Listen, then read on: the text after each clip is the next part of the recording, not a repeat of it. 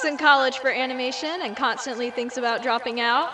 Oh, me, that's me. And who's gonna take advantage of their college education anyways and create art no matter what?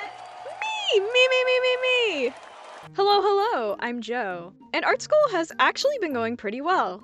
I've briefly mentioned in my videos before that I've been attending, and I've always wanted to make a video about my experiences here, but it wasn't until this past semester that I got an assignment and I knew I wanted to document everything I did for it. Little context, I'm majoring in animation. I know, big shocker. And this assignment was from my Intro to Animation class. The basic gist of it was to create a 15-second minimum 2D digital animation based on a sentence that we wrote in class. The professor gave us 20 days to complete it, and the requirements for this animation weren't even that complicated. The damn thing didn't even need to be colored. It seemed simple enough. But despite what could have been a very easy A, I knew I wanted to take full advantage of it for 2 reasons. 1.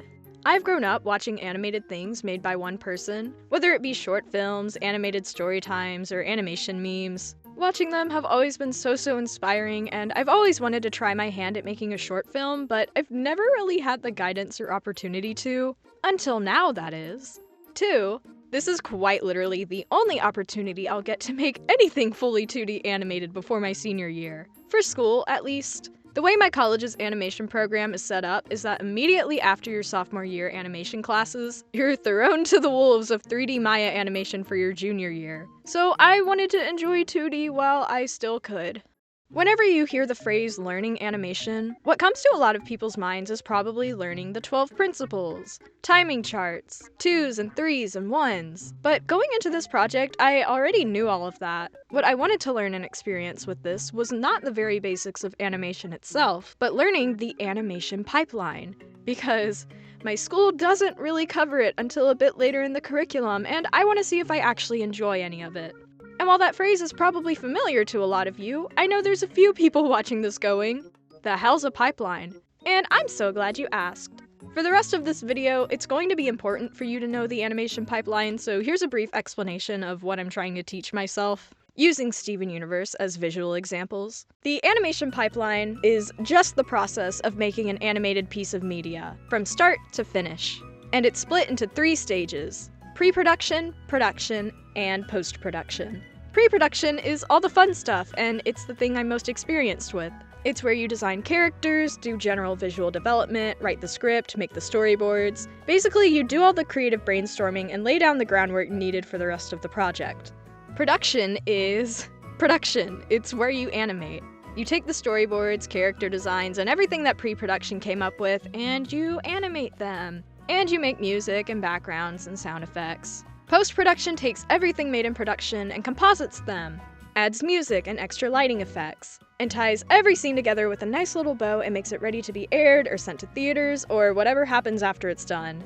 Maybe it gets cancelled and it never gets to see the light of day, but that's a topic for another video. That's the very simplest I can explain this process, but you'll pick up on more specifics as I go along. Which means, I think it's time for us to start.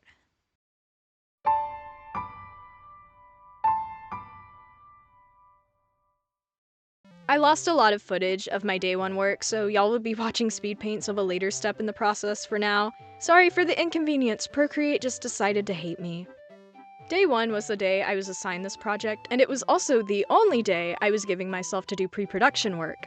I was giving myself 1 day, so I knew I had a lot to get done.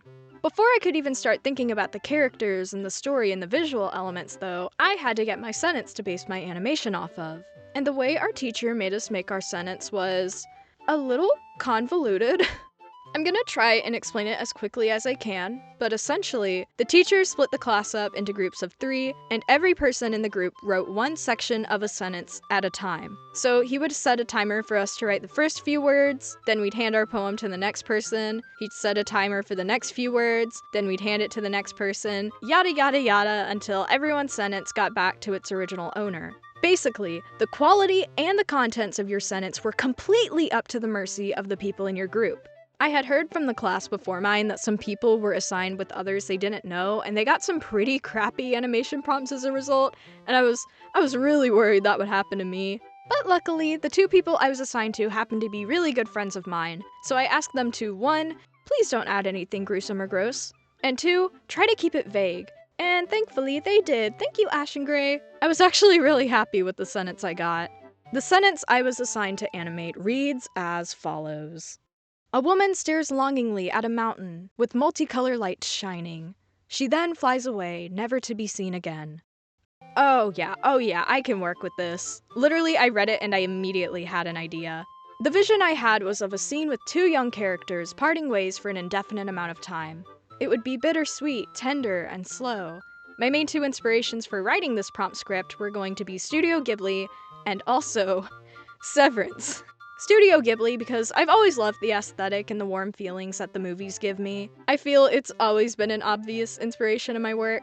The way Miyazaki specifically writes his films and relationships between characters is always taken with such great care and tenderness, whether it be platonic, familial, or romantic, and I wanted to make something as an homage to that. And I also thought about Severance. Not really because of its tone and aesthetic, which, don't get me wrong, is amazing, but because of its silence.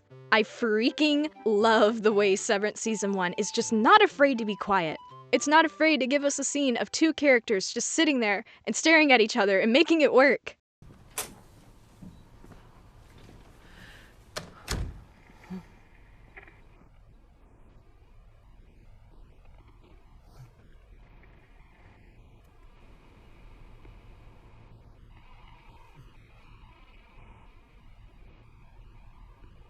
The board would like you to speak first. Like, that clip I just showed you, it's unedited. It's completely unedited. Please go watch Severance if you haven't. It's so peak. Those were my writing inspirations, and I knew I had to get the script idea and those down before I even began to tackle the visual elements. But now that I have all of that, we can start the visual development. At the beginning, I briefly considered using some of my OCs for this animation. That way I wouldn't have to bother with designing completely new characters, and I would already be familiar with how to write them. But I opted not to because one of the characters in this animation has to fly. And none of my characters, at least at this point in development, can fly at all. They're all normal humans. I didn't want to just slap wings on one of my characters for the sake of this animation because that just felt wrong and lazy. So I figured I was going to make completely new characters. I decided pretty quickly that I wanted them to be school age. The one who could fly and was going to leave was going to look around 14 or 15. And the one saying goodbye to them was going to be a little younger, at 11 or 12 years old. And I also had a very quick thought on a whim. So, these characters aren't any of my current OCs, but I could make them canon characters in my story and have them be related to some of my current ones. That way, I don't have to make completely new characters from the ground up. Yeah, I'm a genius. I do want to clarify though, as of making this video, I've finished the animation and I'm not 100% sure I want this specific short film to be canon, but I am making these two characters, Prism and Nia, canon to the collateral lore. Prism being related to my OC Avery, and Nia being related to Lunabelle. And they're grandparents of the characters mentioned, though they aren't a couple themselves, they're just friends. I also decided for this animation pretty early on I wanted to keep the art style of it very simple. My main inspirations for the art direction going forward were going to be Steven Universe, Studio Ghibli, and an individual animator named Rita Chen. So for my character designs, I wanted the faces to be simple but still have unique features. The bodies would be kind of unique. I don't know, Prism and Nia have a very similar body type, so they look pretty samey. Silhouette-wise, I think the hair will set them the most apart from each other. Prism went through a couple different design changes whenever I was developing them. I played around with giving them a couple different hairstyles, especially some that didn't look too similar to Avery's hair silhouette, but I ended up going with the one that looked closest to it just because I thought it looked best. I don't know, it's a good hair silhouette, and I thought if I changed the color of it, they'd look different enough. Since he has to fly, I initially thought I could give him angel wings because that's the most obvious example of a flying character to my brain. However, angels aren't really a part of my story's aesthetic. They aren't included in any facet of the story or any of the lore. Flying creatures that come up the most are owls, moths, and bugs in general, so I figured, screw angels, I'm gonna give him moth wings. He'll have some moth wings. Or at least moth-inspired wings. I also wanted them to look ambiguous as to whether or not they were prosthetic or real, so I figured giving them these gold rims around the top would give them that appearance. I originally wanted the rims to have a more intricate design, reminiscent of Art Nouveau, but that would be too much to animate. I'm keeping them simple. I also played around with the colors of his outfit. I made a grayscale version of it and then tested a bunch of different colors with the gradient map tool, and I landed on this green version. Nia, on the other hand, took no time at all to develop. I did one sketch of her face and hair, and I fell in love with it immediately. I drew it and I was like, yeah, that's her. That's totally her. And for her outfit, I knew I wanted her in pajamas because the scene was going to be taking place at night, and I wanted there to be a little more contrast between Prism, who's completely dressed up and ready to leave. So I gave her a cute little pajama set with slippers and a button-up shirt, and she looks so freaking cute. I love her. I'm gonna kiss her. Mwah. After getting the final sketches of their colors and designs down, I went straight to working on the environment and background without even pausing to maybe do a turnaround or sketch the characters a little bit more. It may or may not have come back to bite me in the butt, but like, it is what it is. The environment I wanted my characters to be in was in the hallway of a magical school. The hallway would have huge windows or just be a wall with columns that looks over a New Orleans / Florence / Paris inspired city that has a mountain in the distance, I guess. I've never actually thought of the setting of Collateral to have a mountain surrounding it, but like, we have to have it for this animation. This is the one change I'll make. And I've actually never done any finished building or interior design practice for Collateral, so I was just going off of all the random images I had saved on Pinterest for the aesthetic here. I'm clearly very prepared. Since I don't have much experience with environments, the initial sketches I did were very rough, I won't lie. It's not like I feel uncomfortable with perspective, but I don't practice it enough to feel like I'm good at it. I had a vision for the hallway in my head, but my hand just, it couldn't produce it exactly the way I saw it, at least in the moment. And the colors, I wasn't sure what to go with. I tested a blue and a yellow palette, but I didn't like it. I wanted something else, but I didn't know what. I did about 30 minutes of environment exploration, and I just decided, you know what? I'll get the details down in production. Not a smart move. Very unwise, actually, but that's what I did. After I had the character designs and the general idea for the environment down, I went straight to finishing the script and drawing the storyboard so I could get into production as soon as possible. I really tried to speedrun this whole day, dude. It was a lot. My goals for the script were to describe the main movements and scenes of the film, write a little bit of dialogue between the characters, and keep it really short. I knew I didn't want to make this film drag on or make it really long since it had to be done in 20 days. So I wrote what I thought would be about a 1-minute film. The length I felt would stretch me but still be a realistic goal for the time I had. I didn't want it to be really short or really long, and 1 minute just felt right. The script honestly took me about 15 minutes to write. It was very easy. I had a pretty strong grasp on what I wanted to write going into it, so I immediately jumped onto the storyboard right after. I did so much on day one, I don't know what I was thinking. Despite me saying I wanted to do all the pre-production stuff in day one, whenever I started the storyboard, it was 8 p.m., and I was running out of energy. I had steamrolled every other aspect of pre-production that I knew was necessary, and I knew stretching myself this thin this early on just really wasn't a good idea. So I did like 5 boards, and then I stopped working for the night, I played Cookie Run, and I went to sleep. I needed to chill out after the absolute marathon of creative work I did in the day. But now, we can head on to...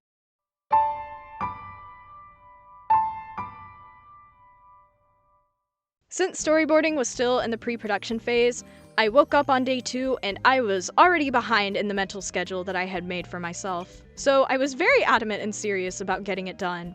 One thing I learned while working on the storyboards is that I'm actually not the biggest fan of storyboarding. I always thought it looked really neat to do. I admire a lot of artists who work in story, and I knew storyboarding would be a lot of work, but I underestimated how much mental strain it can be. If you've never storyboarded, let me put it this way. Storyboards exist to plan out every shot in a video formatted project, right? So for every single shot, you have to ask yourself the questions. Where are the characters going to be in the shot? What are they going to be doing in the shot? Does this line up with the scene I drew right before it? Is this shot too long or too short? Should it be wide or close up? The script says one thing, but I don't think it looks that good drawn out. How much can I change it? Etc, etc, etc. Sometimes every scene plays easily in your head, and it makes storyboarding a breeze because you know exactly what to do. But whenever there's little blank spots that you just can't figure out how to frame or compose, it can get so tedious and frustrating. I used to think, Oh, I hear storyboarding is fun. If I ever work in the industry, maybe I'd want to be a storyboard artist. It's an entry-level position anyways. But after doing this project, maybe not.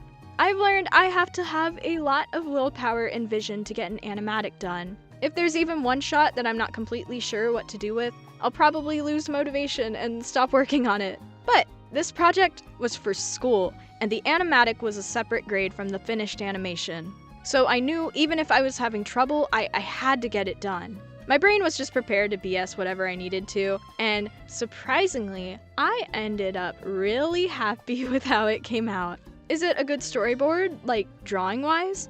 Not at all.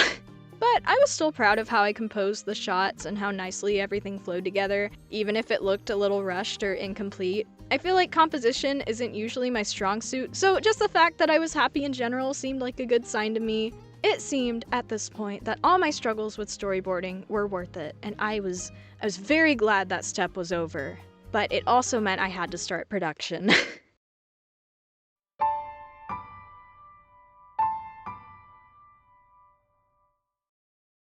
Before I ramble about my time in production, I've failed to mention up until this point that my animation class wasn't the only art class I was having to take at the time. It was one of 4 art classes, actually, which meant, on top of this assignment, I was having to deal with more work that, quite frankly, I didn't want to do. One of which was a 3D animation project due on the same day as this one. And if you know anything about 3D, you know how absolutely time-consuming it is. So this wasn't a good combination. On its own, 20 days to finish a 1-minute animation is already a stretch for a beginner like me, but adding 3 other classes on top of it started to slow me down after the 3rd day, and it was really annoying. All I wanted to do was work on this project. I really wanted to draw. I sped run the first 2 days so much just because I knew that production would take so long, and also that after the first few days of this project, I would have to start locking in on other classes periodically, which meant there would be a few days in this 20-day time period where I really couldn't work on this project. So, actually, instead of learning animation in 20 days, let's make it like 16 or 17 days. 2 weeks and 2 days to learn the animation pipeline. This was such a good idea. But anyways, production. The main things I had to do for production were make the finished backgrounds, record voice lines, and animate everything. It's only 3 things, but they are easily the most time-consuming. I can't quite remember if I started production on the same day I finished the storyboard or not, but either way, I dove headfirst into it, and like every other step, I tried getting as much done as quickly as possible. I figured after doing the animatic, I wouldn't want to dive straight into animating, so I opted to spend days 3 through 4 of the process, getting all of my backgrounds finished. As I mentioned in day 1, I am not great at backgrounds, so I knew these days were going to be a huge learning curve for me. Before I dove into drawing, I went through my animatic, counted how many backgrounds I had to draw, and sectioned them off into 2 different levels of difficulty. Those 2 just being complex and simple. And I ended up with 3 complex backgrounds and 9 simple ones. I did the 3 most complex ones first because they were wider shots and they would help me establish where the characters would be standing, so they were pretty important to get done first. I didn't want to just dive headfirst into it without any references, though, so I took a quick break to just peruse the folder of VisDev artist portfolios I have saved to see if there were any particular styles I felt like I could handle. And I ended up finding these backgrounds done by artist Cat's Eye for Steven Universe Future. Steven Universe.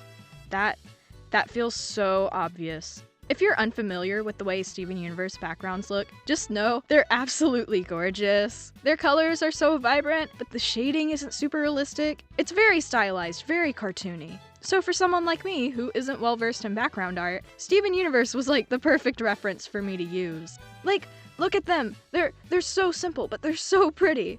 I don't think I replicated the style one-to-one, and nor was that my intention, but I still think it's obvious it was an inspiration by the end of doing all the backgrounds. I definitely stole some specific style details like the textured line art, random reflective floors, and the use of gradients. I think having this show as a reference helped me so much. As for the process of drawing them though, it was a little more than just lining my sketches and coloring them. Because, remember, I didn't sketch any of them out.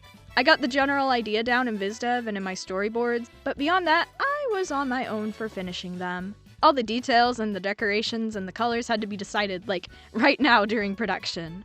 I started by sketching out all of my most complex backgrounds first, the most complex ones probably being the shot of Prism looking over the city and also the one that shows off the interior of the hallway. And these backgrounds, they were easy, but they were hard. I had such mixed emotions while I was working on them, but overall, I actually really enjoyed it. The initial pressure of me having to do everything in production definitely stressed me out for a minute, but I started to find myself getting into a groove pretty quickly into the process. To be honest, I think I was just excited to finally be able to visualize a part of my story that I haven't really had the opportunity to up until now. I did like 2 architecture studies back in 2023 for Collateral, and that's it. I need to do so many more. My characters just kind of exist in a blank space in my head, but they need a real place to stay. I really want to draw it. Despite taking place in a New Orleans and Florence-style city, there is one detail in particular I drew a bit that doesn't have any connection to either city. In the culture of Collateral, there's a lot of importance placed on stargazing and connecting yourself with the sky, so most houses and buildings in the city are built with a glass dome or a skylight placed somewhere on their roof, or in a tower connected to their house somehow. I definitely didn't draw as many in the piece as I would have wanted, but it was still really cool to be able to put that detail onto paper for once. You can see quite a few of them, especially at the front of the city.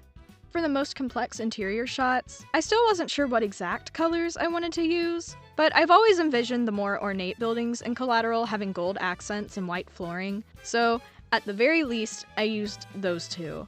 And then I pretty much just used colors that went along with the pink and green palette of Prism and Nia for the rest of the colors.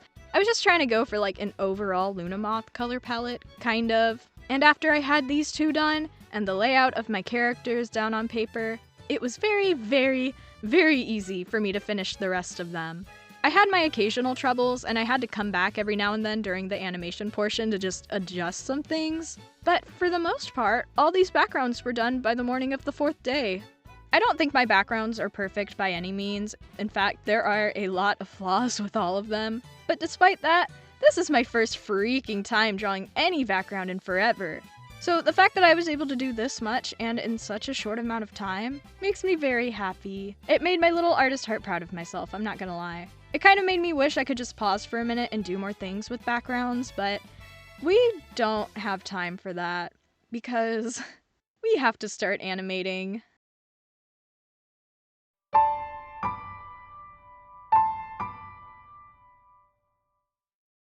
Throughout this video, I've been explaining my process and progress day by day because I was pretty much changing what I was doing every day.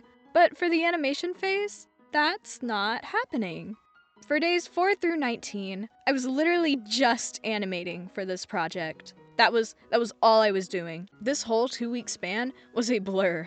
My daily routine looked like this. Wake up around 7 a.m., work on my animation a bit, get ready for class. Go to class early so I can have time to animate a bit. Participate in class and go to lunch while still trying to find moments to animate. Finish my classes for the day, give myself a little break to work on other homework, and then lock in on animating until I go to sleep. Rinse and repeat. Except for weekends, where instead of having to work around my school schedule, I could just animate all day with no interruptions. Like I mentioned before, there were a few days where I had to take a break from this project to work on other things, specifically the stupid 3D animation project. So there were a couple days that were exceptions to this, but otherwise, that was my schedule. That's not to say the amount of time I was taking working on this project was because I was unorganized or anything, though. In fact, I was quite organized. So I want to introduce you to the animation progress sheet. Like I did with my backgrounds, before I started animating, I counted how many shots I had, put them in order in a Google Sheet, and designated them a difficulty level. 1 star meant it was easy, 2 star meant it's a little more difficult, but I can handle it. And 3 star meant I'm not really looking forward to that one. I had 7 1-star shots, 7 2-star shots, and 4 3-star shots, bringing us to a grand total of 18 shots to animate in 15 days. I figured, since I don't animate that much, it would be better for me to work on the 1 and 2-star shots first rather than just going in order of the shots and animating whatever's next. I also had heard a tip from a Tonico Pantoja video where he said when making an independent short film, it'd be better to start animating in the middle rather than the beginning or end. That way, in case your art progresses when making it, the style changes and the skill level change won't feel as obvious. Genius. Smart. I'm stealing that. This template for organizing my progress is actually taken from a video by Zacher9 called How I Made My Short Film. I watched it too many times in preparation for this project, and it helped me a lot. I could not recommend it enough to anyone else who's thinking of making a short film. It's very comprehensive, very concise. I should also clarify that I was not going to be doing any rough animation. I had gotten all the keyframes sketched out in the storyboard, so my plan is just to line the sketches for the keyframes and then continue to do line art after that. Absolutely no roughs are needed. I really expected animation to be the most draining step of the process. Whenever an art piece I do is super time-consuming, I always find myself being frustrated that I can't get it done faster. I feel like I'm a very slow artist. I kind of struggle with that.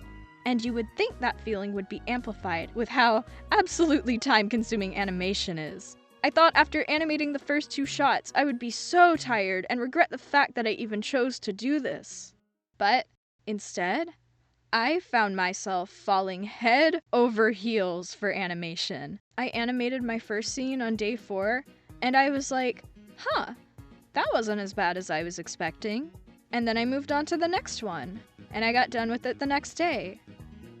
Am I having fun with this? I was hoping, going into this project, that I would at least enjoy animating a little bit. If not, then tolerate it. But I was so surprised to find that my favorite part of the animation pipeline so far was animating.